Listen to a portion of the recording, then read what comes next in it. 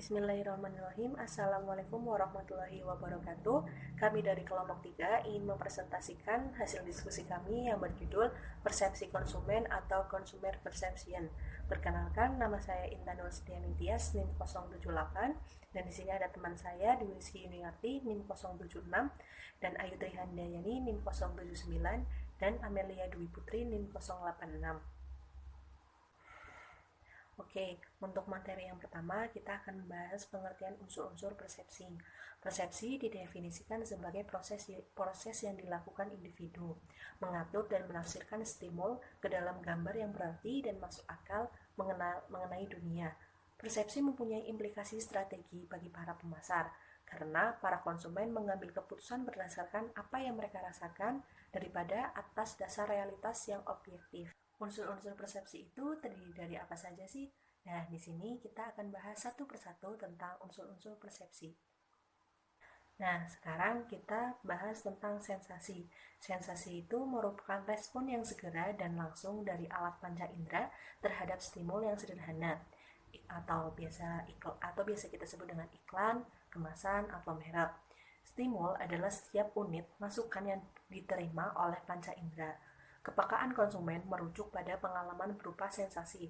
Kepekaan terhadap stimul berbeda-beda sesuai dengan perbedaan kualitas indera penerima individu dan besarnya atau intensitas stimul yang di dalamnya. Yang kedua adalah ambang absolut. Nah, ambang absolut ini tingkat terendah di mana seseorang dapat mengalami sensasi disebut ambang absolut. Titik di mana seseorang dapat mengetahui perbedaan antara ada sesuatu dan tidak ada apa-apa. Merupakan ambang absolut orang itu terhadap stimulus tersebut. Dalam bidang persepsi, istilah penyesuaian diri khususnya merujuk pada menjadi terbiasa terhadap sensasi dan tingkat stimulasi tertentu. Dan yang selanjutnya adalah ambang diferensial. Perbedaan terkecil minimal yang dapat dirasakan antara dua macam stimuli yang hampir serupa disebut ambang diferensial atau just noticeable difference.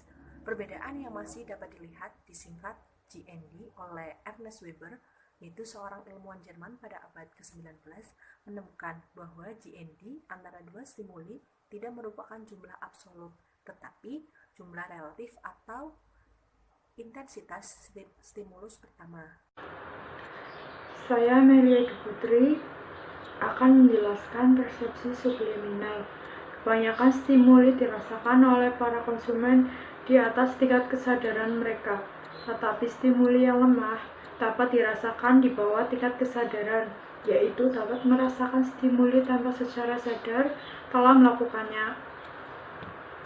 Stimuli yang terlalu lemah untuk terlihat atau terdengar secara sadar mungkin akan cukup kuat untuk dapat disadari oleh satu sel atau lebih penerima. Proses ini disebut persepsi subliminal. Persepsi stimuli yang berada di atas tingkat kesadaran secara teknis disebut persepsi supraliminal, walaupun biasanya agar lebih sederhana biasanya disebut persepsi.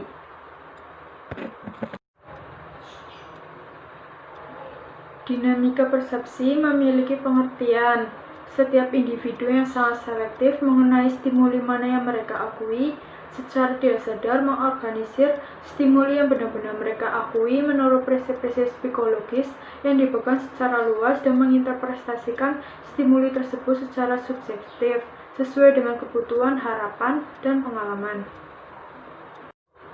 Stimuli terbagi menjadi dua faktor. Selain sifat stimulus itu sendiri, yaitu yang pertama pengalaman konsumen sebelumnya, karena hal tersebut mempengaruhi harapan-harapan mereka, apa yang mereka siapkan atau tetapkan untuk dilihat. Yang kedua, motif mereka pada waktu itu, kebutuhan, keinginan, minat, dan sebagainya. Yang ketiga, setiap faktor ini dapat membantu meningkatkan atau mengurangi kemungkinan bahwa suatu stimulus akan dirasakan. Penafsiran stimuli sangat subjektif dan didasarkan pada apa yang diharapkan konsumen untuk dilihat dari pengalaman sebelumnya. Banyaknya penjelasan yang masuk akal yang dapat dibayangkannya, motif dan minat pada waktu timbulnya persepsi dan kejelasan stimulus itu sendiri. Pengaruh yang cenderung menyimpangkan penafsiran yang objektif diantaranya penampilan fisik, stereotip, berbagai petunjuk atau isyarat yang tidak relevan. Kesan pertama, kecenderungan mengambil keputusan yang terlalu cepat. Berbagai citra konsumen. Sebagaimana para individu merasakan citra diri sendiri, mereka juga merasakan citra produk dan citra merek. Produk dan merek mempunyai nilai simbolis bagi individu yang menilainya atas dasar konsistensi atau kesesuaian dengan gambaran pribadi mengenai diri sendiri. Pengaturan ulang posisi produk. Citra yang dipunyai produk tertentu dalam pikiran konsumen yaitu pengaturan posisinya, yang mungkin lebih penting bagi sukses akhir daripada karakteristik produk yang sebenarnya. Produk dan jasa yang dirasa menyenangkan mempunyai peluang yang jauh lebih baik untuk dibeli daripada produk dan jasa yang mempunyai citra tidak menyenangkan atau netral. Tanpa memperhatikan seberapa baik posisi produk tertentu, pemasar mungkin terpaksa mengatur ulang posisi produk untuk merespon peristiwa pasar seperti pesaing mengurangi pangsa pasar merek atau memenuhi perubahan kelebih sukaan konsumen dan lain sebagainya.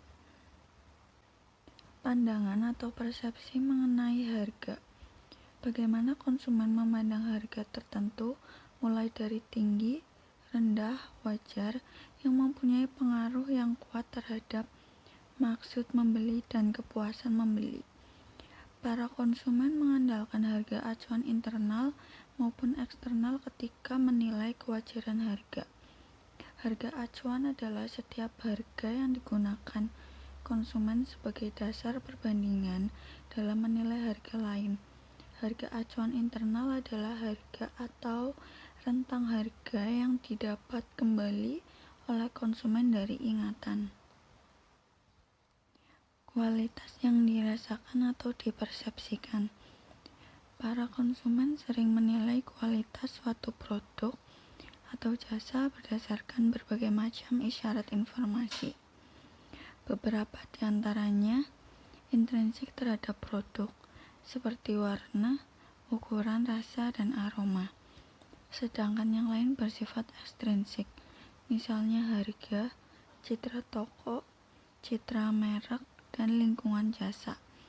Dalam keadaan tidak adanya pengalaman langsung atau informasi lain, para konsumen sering mengandalkan harga sebagai indikator kualitas.